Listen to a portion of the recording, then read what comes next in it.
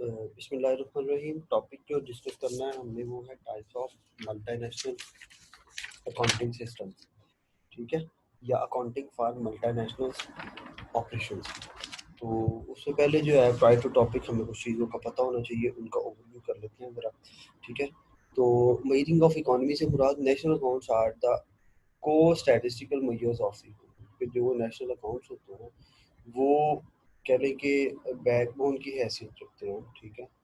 तो जो है इसी से जो है हम एक इकोनॉमिक जो ग्रोथ है या इकोनॉमी की जो सिचुएशन है, इकोनॉमी की जो सिचुएशन है उसको हम मेजर कर सकते हैं।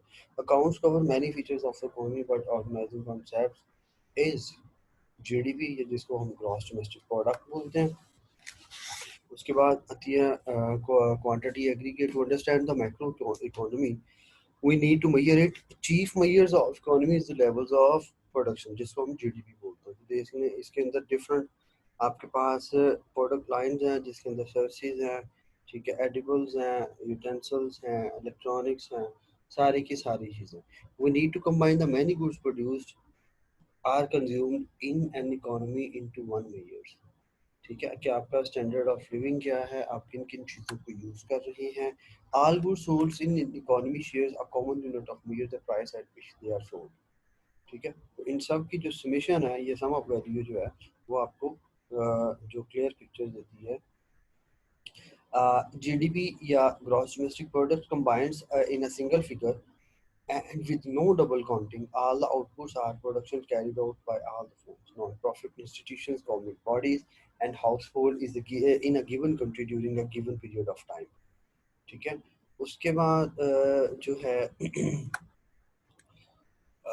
मैयर्स ऑफ प्रोडक्शन है। जीडीपी जो है इसको हम बोलते हैं कि ये एक मैयर है या कहते हैं कि एक तखमीना है, ठीक है, टोटल प्रोडक्शन या टोटल कंजम्पशन ऑफ यूनिट्स की। तो वैल्यूएटेड, तो यहाँ पे जो है आउटपुट जो है वो बराबर sales plus changes in inventory, ठीक है। GDP is the sum of value added across establishment. तो ये summation value added plus product excess less subsidies. Economic concepts के अंदर अगली बात करेंगे हम, value added is production at firm level due to the combination of capital equipments and worker. Value added is not equal to profit because the cost of worker and capitals are not deducted, जिसको हम VAT बोलते हैं, value added tax. One cost of production is depreciated equipment and structure used for production. This cost referred to are consumptions of fixed capital not subtracted from the sales are construct value added. Net domestic product जो है वो GDP minus consumptions of fixed capital expenses होते हैं, ठीक है। ये formulas आपने देखने हैं जस्ट। अच्छा, प्रोडक्शन अप्रोचेस सब जो है सब aggregates divide production establishments into sector usually along the lines. Primary की प्राइमरी प्रोडक्शन या प्राइमरी सेक्टर्स की अगर हम बात करें तो उसमें नेचुरल रिसोर्सेज आते हैं, जैसे कि एग्रीकल्चर हो सकती है, फॉरेस्ट्री हो सकती है, फिशिंग, माइनिंग और क्वायरिंग हो सकती है। सेकेंडरी के अंदर गुड्स प्रोडक्शन, जिससे मैन्युफैक्चरिंग होगी, कंस्ट्रक्शन होगी और यूटिलिटीज वगैरह। और टर्शरी नेचर्स के जो होते हैं उनमें इंटेंजिबल्स प्रोडक्शन होते हैं, जिनमें सर्विसेज वगैरह आती हैं, ठीक है। Accounts are created by National Statistical Energy. UN System of National Accounts is the internationally agreed standard set for recommendations used by most country annual data for many countries available at United Nations. तो ये जो है ना senses उन्होंने ये statics के जो आपके सामने फिगर्स रखे हैं, ठीक है। तो ये मिलियंस के अंदर हैं, ठीक है, जिसमें जीडीपी एट बेसिक प्राइस और जो सर्विसेज है जहाँ जहाँ से जितना जितनी कंट्रीब्यूशन है सबको ऐड करके जो है तो प्रायर टू टैक्स, ठीक है, वो बेसिक प्राइस के ऊपर आपको रिपोर्ट किया जा रहा है वो जो ग्रॉस डोमेस्टिक प्रोडक्ट है, ठीक है। अगर टैक्स निकाल देंगे उसमें से तो वो GDP at current market price बन जाएगी। तो ये कुछ ग्राफ है हांगकांग के बारे में, ठीक है, जिसमें आपको बताया गया कि ट्रांसपोर्ट का कितना पोर्शन है, एग्रीकल्चर का कितना, माइनिंग का कितना, यूटिलिटीज़ का कितना, ठीक है, ट्रेड का कितना। लाइक जिस तरह से आप टोटल जीडीपी की बात, जीडीपी ग्रॉस की बात करें तो उसमें अपॉर्चुनिट या हर किसी या हर सेक्टर में से एंटिटीज़ या जो आप यूटिलिटीज़ या जितनी भी आप सर्विसेज वगैरह या प्रोडक्ट्स को यूज़ कर रहे हैं सबका पार्ट मिला के जो है एक ग्रॉस फिगर आपके पास है, ये जिसको हम जीडीपी बोलते हैं। How do we measure value added of non market goods? Productions of good bodies and non-government bodies and non-market institutions is measured at cost. Sum of labor payment plus capital consumption cost. तो उसको जो है हम on जो market institution या market price के ऊपर जो है ना, उसी इसको मेजर करने की कोशिश करते हैं कि कितनी लेबर लगी और कैपिटल कॉस्ट कितना है इसके ऊपर।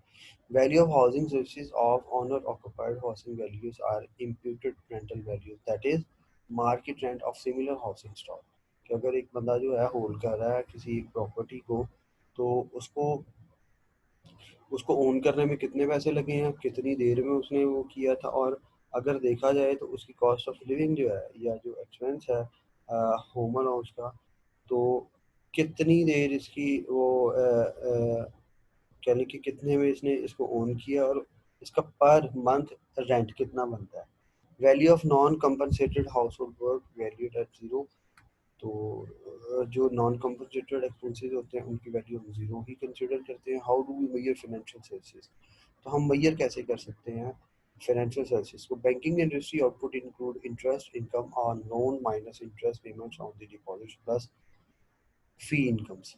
ठीक है, तो मैयर्स जो हैं या जिसको हम माप सकते हैं फिनेंशियल सर्विसेज को, क्योंकि जो बैंकिंग की सर्विसेज हैं या बैंकिंग की जो इनकम है वो ये है कि कम मार्कअप के ऊपर ये देते हैं लोगों से लोन्स, और उसको जो है ज़्यादा मार्कअप के ऊपर लोगों को दे देते हैं। ठीक है, और साथ में मिनिमल जो इनकी होती है प्रोसेसिंग फ़ी या फ़ी वगैरह जो है, वो इनकी इनकम जनरेट करने में हेल्प आउट करती है, ये वही इनकी इनकम होती है।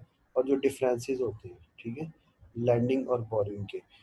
इंश्योरेंस इंडस्ट्री जो है output is measured as a premium net of indemnity payment minor adjustment with minor demand की अगर बात करें, if we add up value added at all stages of production, we drive the values to the end user. Sum of final demand aggregate equal to sum of value added services.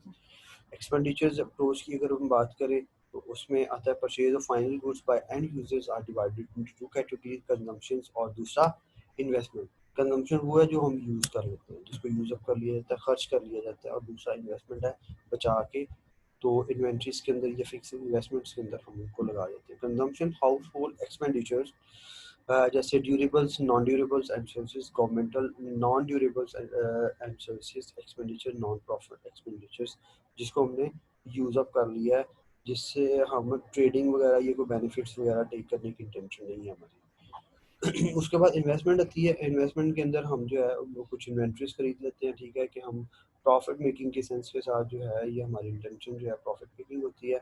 उसमें जो है हम fix investment करते हैं equipments या structures वगैरह, जिनके अंदर इंक्लूड होता है मतलब इंफ्रास्ट्रक्चर, जैसे आप कोई रियल एस्टेट्स जो है वो खरीद लें, उसके बाद फिक्स इसमें स्टॉक वगैरह खरीद लें किसी चीज़ का।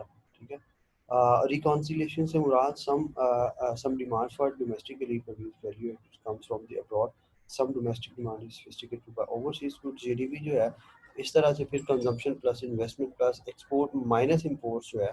ठीक है, तो माइनस एक्सपोर्ट्स में से इंपोर्ट जो है अगर हम माइनस करेंगे, तो इसका मतलब है कि जो हमने एक्सपोर्ट्स किए हैं तो उसके अगेंस्ट जो है हमें मिलना था, कुछ ना कुछ इनफ्लो होना था। तो इंपोर्ट्स जो हमने बाहर से मंगवाया तो उसकी वजह से आउटफ्लो होना था। तो इसका मतलब है कि यहाँ पे सरप्लस जो है डेफिसिट की शक्ल में नहीं होगा, सरप्लस की शक्ल में होगा। External balance is equal to trade balance. तो ये जो है नेट एक्सपोर्ट्स के बराबर होता है, जो लेस और ग्रेटर देन जीरो हो सकता है। ठीक है, अच्छा, valuated and income production establishments are where income is generated.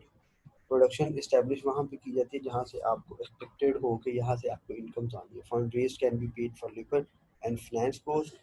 Left over money is profit income या सरप्लस जिसको बोलते हैं, या जिसको आप कह लें कि बचत होती है जो।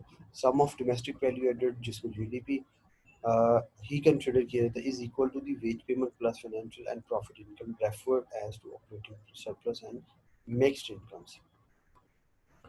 उसके बाद ब्यूरो ऑफ ये डिफरेंट जो है आपके सामने समरीज रखी गई हैं। ठीक है, जीडीपी या gross domestic income by type of income कहाँ से हुई है, ये सबसे पहले देखें बुलेट्स जो है 2 नंबर पे line, compensation of employ paid उसके बाद taxes on production and imports, उसके बाद net operating surplus, consumption of fix assets, और लास्ट पे जाके बिफोर डिडक्शन ऑफ टैक्स आपके पास जो ग्रॉस डोमेस्टिक इनकम जो है वो जनरेट होती है। ठीक है, उसके बाद gross national income versus gross domestic income की अगर हम बात करें तो ग्रॉस नेशनल इनकम जो है, income earn by domestic resident, जो डोमेस्टिक लोग हैं एक कंपनी के रेजिडेंट है जो वो अर्न कर रहे हैं उसको जीएनआई बोलते हैं। और जीडीआई जो है gross domestic income, income generated with in the national border, तो जो नेशनल बॉर्डर्स के अंदर रहते हुए जो है अर्न किया गया हो, वहाँ से सरप्लस जनरेट किया गया और रेवेन्यू जनरेट किया हो, वो जीडीआई को रिप्रेजेंट करता है।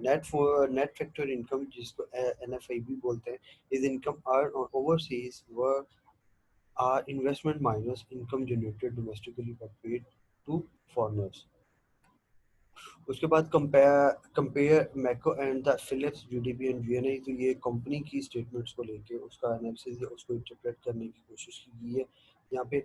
तो Macau produce lots of profits paid overseas owners of the casinos. तो Philippines workers earn a lot of income overseas, which larger Philippines GDPs are Philippines GNA. तो आप हमें पूछा जा रहा है कि आप बताएं जीडीपी ज़्यादा है या जीएनआई ज़्यादा है। डज मैको हैव ग्रेटर जीडीपी या जीएनआई? तो ये एक केस स्टडी है जो सिर्फ यहाँ पे अंडरस्टैंडिंग के लिए इनकॉर्पोरेट किया गया। तो ये उसके स्टैटिक्स या उसके जो है फाइनेंशियल जो है डिफरेंट बैकग्राउंड्स के लिहाज से डिफरेंट, चले आप मल्टानेशनल है तो डिफरेंट जगह पे इसकी सब्सिडीज भी होंगी, तो परसेंटेज की शक्ल के अंदर जो है आपको जीडीपी और एनएफआई जो है वो डिपिक्ट किए गए हैं, दिखाए गए हैं यहाँ पे। अच्छा, जो जीडीपी है उसको मैयर करने के लिए या मैयर ऑफ इकोनॉमिक परफॉर्मेंस जो है, जीडीपी किस तरह से, जीडीपी को यूज़ करते हुए हम किस तरह से इकोनॉमिक परफॉर्मेंस को मैयर कर सकते हैं। ठीक है, तो ग्रोथ रेट्स जो होते हैं, ठीक है, जिनको हम बोलते हैं चले कि रेट्स, ठीक है, सब जो इंटरेस्ट रेट्स वगैरह ये सब प्लेस ये market rate for any variable X T that is observe at different points of time, the simple net growth rate is G T is equal to X T minus, मतलब अभी current वाला है और T minus one इससे पहले previous one, उसको divide कर देंगे तो आपके पास जो है ग्रॉस रेट आ जाएगा। This mean gross rate rate is one plus G T. तो अगर इसको हम रीएडजस्ट करें तो ये हमारे पास बनता है one plus G T plus x T over previous जो रेट है। ठीक है जी।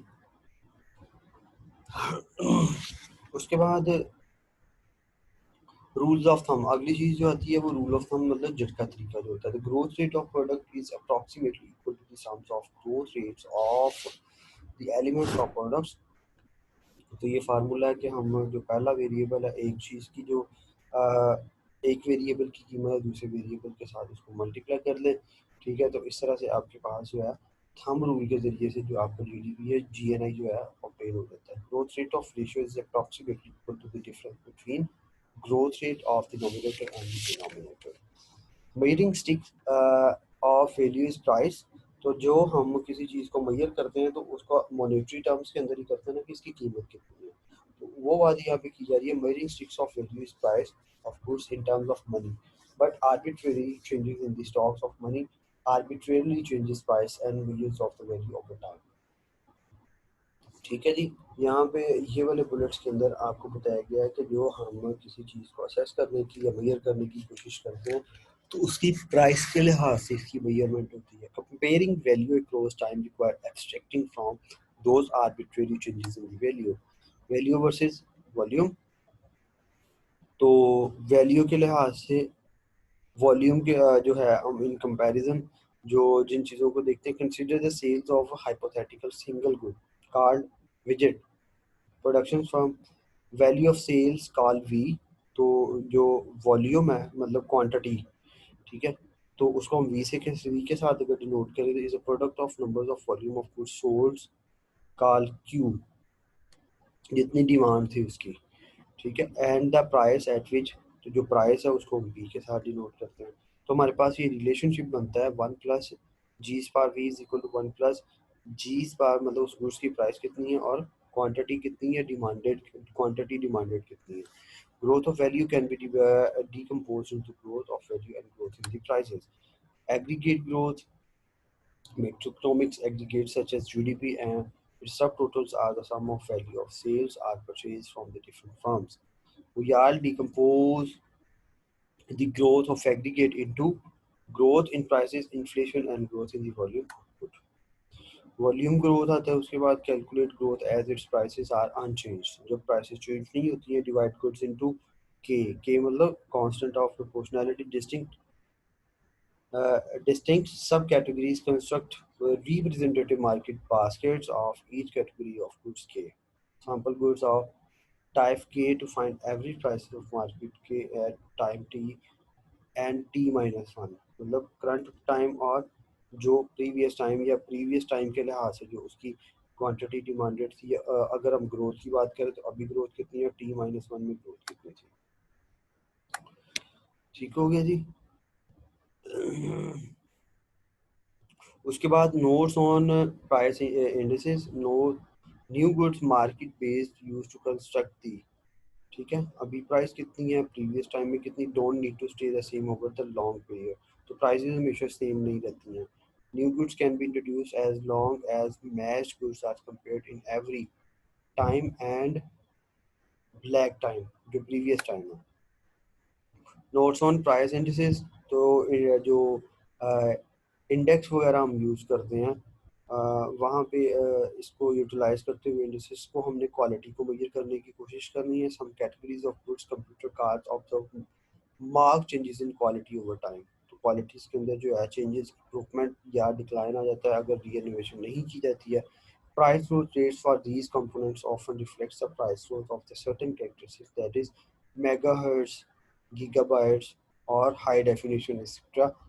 These are referred as the hedonic prices indices. ठीक है जी. तो ये मेरा ख्याल काफ़ी है आज इतना. तो आप जो है इसको यहाँ तक जो है हम डिस्कस कर लें.